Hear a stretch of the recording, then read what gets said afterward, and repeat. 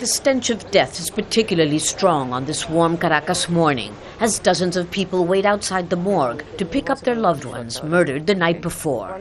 My brother was walking to work with his wife, and suddenly a guy jumped in front of him and shot him in the head. My godson drove a taxi, and they riddled his face with gunfire.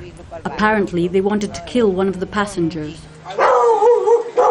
Authorities declined to speak to us on camera, but off the record concede that impunity and arms trafficking have made Venezuela one of the most unsafe countries in the Western Hemisphere. Now, even for diplomats. In late December, Mexico's ambassador and his wife were kidnapped and released after paying an undisclosed ransom. Poland's ambassador tells us it was not an isolated case. In December, the first secretary of the Belarus embassy was also kidnapped. Also the wife of the British first secretary, to name just a few. This, of course, concerns us as diplomats, since our security should be guaranteed in accordance with the Vienna Convention.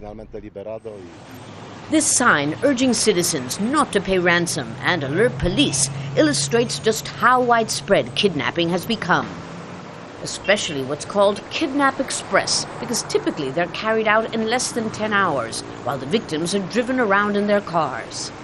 In the old days, Kidnapping Express meant grabbing someone, taking them to an ATM machine, and forcing them to empty out their account. But since new regulations were imposed, limiting the amount of money that you can take out all at once, the quickie kidnappings have become more complex and much more dangerous.